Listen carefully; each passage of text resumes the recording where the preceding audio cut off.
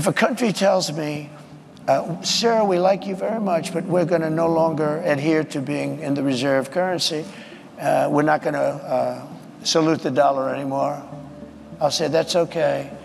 And you're going to pay a 100% tariff on everything you sell into the United States. And we love your product. I hope you sell a lot of it into the United States, but you're going to pay 100% tariff. He will then follow it up by saying, sir, it would be an honor to stay with the reserve currency. Ultimately, it kills your dollar and it kills everything the dollar represents, and we have to continue to have that be the world currency. I think it's important. I think it would be losing a war. If we lost the dollar as the world currency, I think that would be the equivalent of losing a war.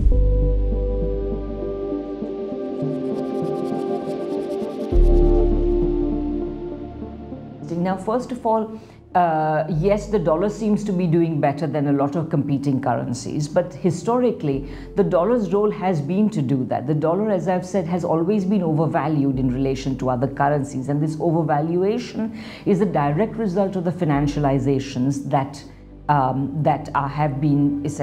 have been supporting the dollar's world role. Today, the dollar's value is under threat from two sources. One is inflation. Inflation will undermine the dollar's value internationally and domestically, for that matter. As we see, the Federal Reserve has been unable to tackle inflation, so that we are already seeing that the Federal Reserve is not going to be able to reduce interest rates at quite the rate that was expected. You know, before the election, partly in order to support the Biden administration, the Harris campaign, the Federal Reserve gave everybody to believe that, well, inflation is now more or less under control and we will very quickly reduce interest rates. But this is not going to happen. The new news on inflation is not very high, and this is despite the fact that, and this is because core inflation is high, even though the volatile food and energy prices are actually comparatively low right now. Even then, inflation is high.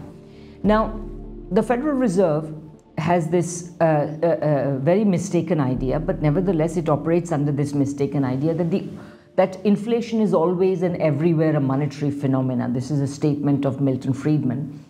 But it seems to believe that, and therefore the corollary or the implication is that the only way to contest inflation is to have tight monetary policy, which means higher interest rates, restriction of money supply, etc. However, precisely because the Federal Reserve since the early 2000s, through most of the 21st century so far, the Federal Reserve has essentially inflated massive asset bubbles. First, the credit and housing and credit bubbles, and now we are told that we have an everything bubble.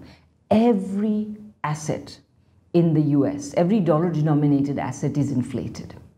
It goes for housing is once again inflated, commercial real estate, US treasuries, everything, private equity, everything is massively overvalued. And this overvaluation has been the direct result of the easy monetary policy that has been undertaken, except for short intervals, throughout the last 2.5 decades. Since the beginning of the 21st century. Now, if you raise inflation, if you raise interest rates beyond a certain point, say about 5%, you will burst these bubbles. They are already bursting. Silicon Valley Bank has already gone bust. Other asset markets are in crisis. We are told that the treasury market is in crisis. So all of these things are in crisis, and many of these asset markets, including the treasury market, are being held up by the Federal Reserve buying these assets and therefore supporting the prices of these assets. So essentially, the Federal Reserve is intervening to support asset market prices. So, and why do I say roughly 5%? Because last time when you see, how did the housing and credit bubbles burst? They burst because initially you had an easy monetary policy and that allowed the bubbles to inflate. But starting around 2004-05, the dollar began to come under a lot of pressure, and oil prices were going up. This puts downward pressure on the dollar. So the Federal Reserve started raising interest rates as more recently, then also little bit by bit, 0.25 percentage points, blah, blah, little bit by bit. But around the time when the interest rate reached about, the federal funds rate reached about 5 to 5.25%, the bubble burst, okay? And this is essentially where they have, and that's partly why after raising interest rates to about 5%, Jerome Powell basically said, now we are not going to raise them further, but since inflation is still persistent, we are going to tackle this by keeping them higher for longer. So not raising them further, but just keeping them higher for longer. And this has also not been enough to beat inflation. So the Federal Reserve, as far as inflation is concerned, is caught between a rock and a hard place. Inflation is proving persistent, but interest rates cannot be raised any further. And that is the only way the Federal Reserve will permit itself to tackle inflation. So basically my point is that, in the public discourse, of course, none of this is acknowledged in public. In public, the discourse always is, is the US economy, are employment levels high, are they going too high? These are the terms in which they justify their monetary policy. But in reality, people say, will the Federal Reserve be able to achieve a soft landing? What is a soft landing? To quell inflation without inducing a recession. And people say, well, the Federal Reserve is trying to quell inflation without reducing a recession. Quite frankly, the Federal Reserve has never cared about inducing a recession. It has freely induced recessions whenever it had wanted to, when it could get away with it. Paul Volcker introduced the mother of all recessions in order to quell inflation. But they cannot do that now because of the everything bubble. And that is why, under the cover of not causing a recession, what they are really doing is trying not to prick the everything bubble. And because they are trying not to prick the everything bubble, they will fail to conquer inflation. So the dollar will remain under threat. So while the everything bubble will continue to support the dollar to some extent, its effectiveness will also go down because inflation will persist. I could say a lot of other things, but this is the rock and the hard place. So there will be no soft landing. In fact, there will be no landing at all because inflation will not be quelled. So either they must burst the financial bubble which holds up the value of the dollar, but if they don't burst it, inflation will undermine the value of the dollar. So one way or the other, and plus, I would say that there are many other things that could happen which will, even though the Federal Reserve will not provoke the pricking of the bubble, other things could prick the bubbles, and that would lead to a crash in the US dollar. One final point. Since the 2008 financial crisis, the sheer amount of money going into the dollar system has massively reduced. And that is why the Federal Reserve has had to support so many asset markets.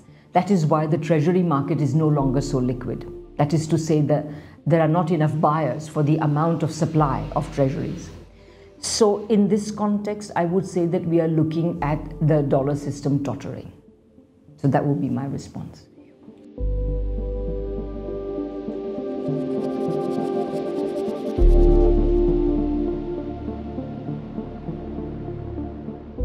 This is another very interesting point. So now, I didn't actually know that J.D. Vance has said that he wants the dollar to stop functioning as the world's money.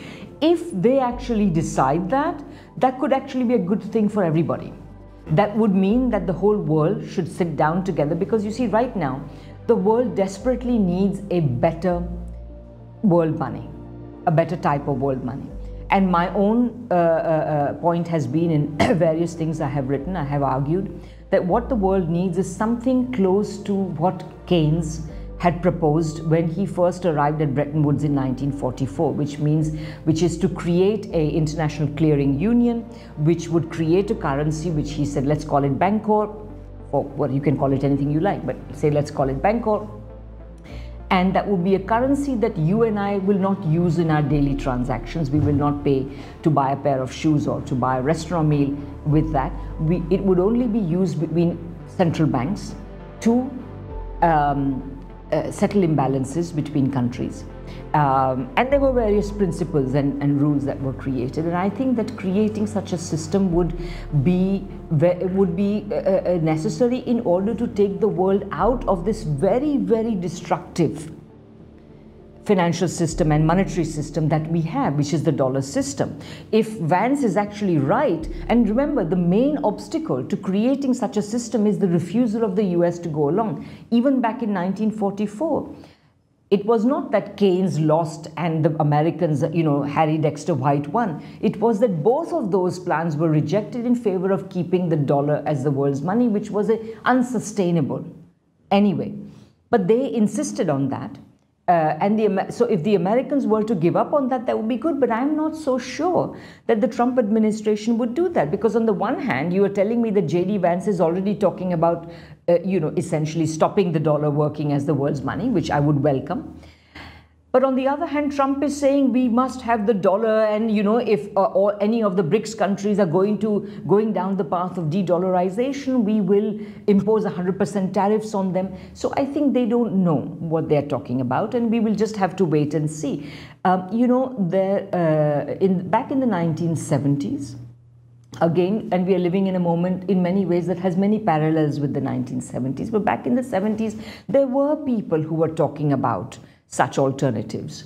And some people have continued talking about them since then. But on the whole, the American administration, successive American administrations, and the entire American academic establishment, more or less completely, obviously there'll be a few critics, but more or less, they are devoted to constantly talking up the dollar system. What do? They say, oh, well, you see, the dollar system will persist for the foreseeable future because there is no alternative. And what they mean by the alternative is, the euro cannot play the role, the yen cannot play the role, the renminbi cannot play the role, so the dollar will continue.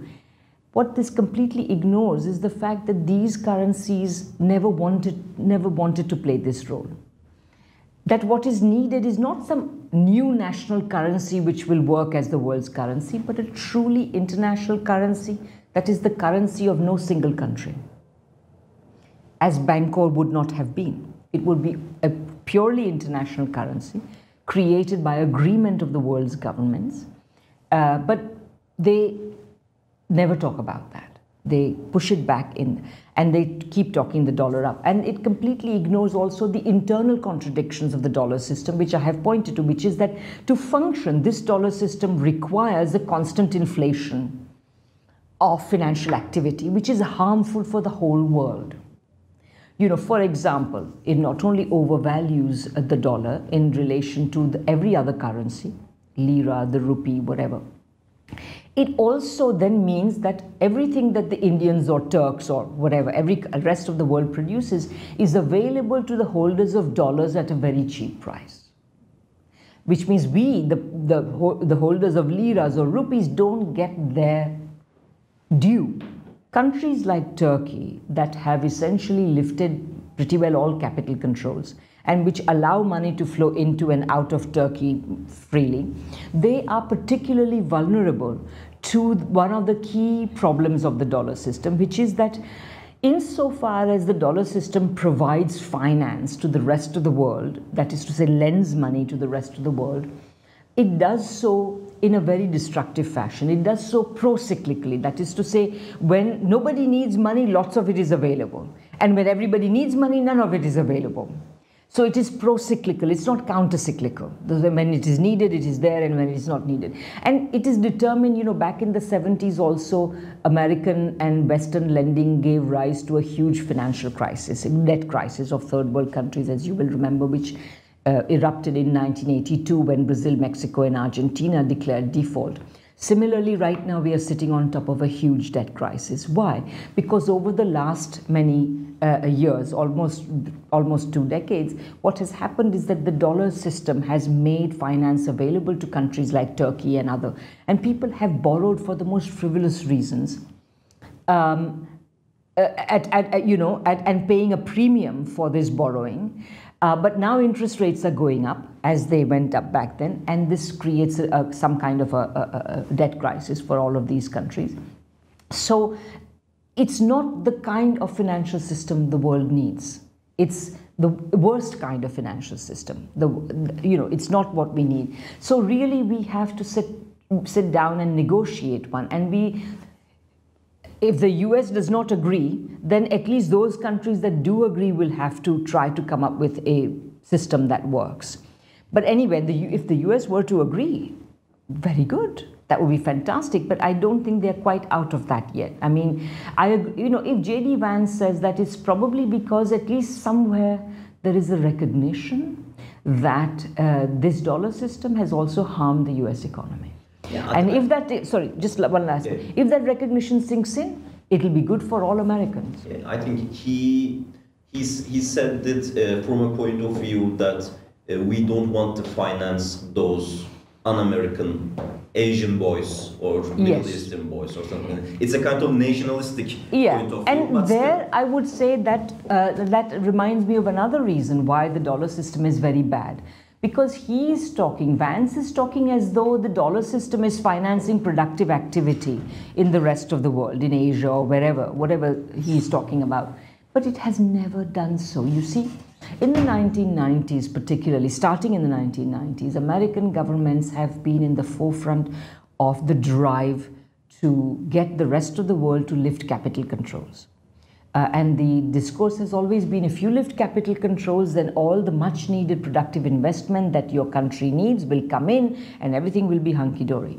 In reality, capital controls have been lifted in many countries, but what has come in is not productive investment, but short-term finance, which is good for nobody. It is speculative, it is predatory, it does not make any productive investment, it is not patient capital of the sort that we need, but instead of this sort. And so the world has been deluded. All this lifting of capital controls has done is it has expanded the opportunity for the holders of dollars to make speculative profits and to make profits out of predatory lending from more parts of the world than they would otherwise. And so that is why I think that one of the key foundations of the system that Keynes was asking for would have been capital controls. And I think if we want a sensible system, a system in which finance serves production rather than finance strangling production in order to favor speculative activity and predatory lending. If we want the good kind of financial system, we will have to have some kind of capital controls, or what sometimes is now fashionably called capital account management. But unless they manage to control capital in ways that force capital to invest productively, we are not going anywhere.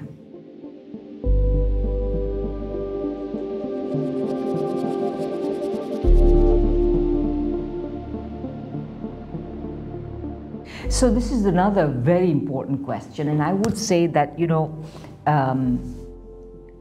back when Trump was first elected in 2016, I wrote a piece called Decoding Trump. It's still on the Counterpunch website if you want to take a look at it, but it still remains relevant because you see, in the case of Trump, in order to try to figure out what policy he will follow when he actually takes office is very dicey, because on the one hand, he, in order to get elected, he has been engaging in a rhetoric and the discourse of, reindustrialization and even industrial policy and what have you and so on. Even Biden, of course, has done that because the situation of the American economy and of American industry is very dire indeed. So they have had to engage in these policies in order to win elections. But the moment they win elections, then what happens is, obviously, Trump has already been backed by some of the most maverick capitalists who are absolutely opposed to any kind of regulation, and industrial policy requires pretty heavy-handed regulation.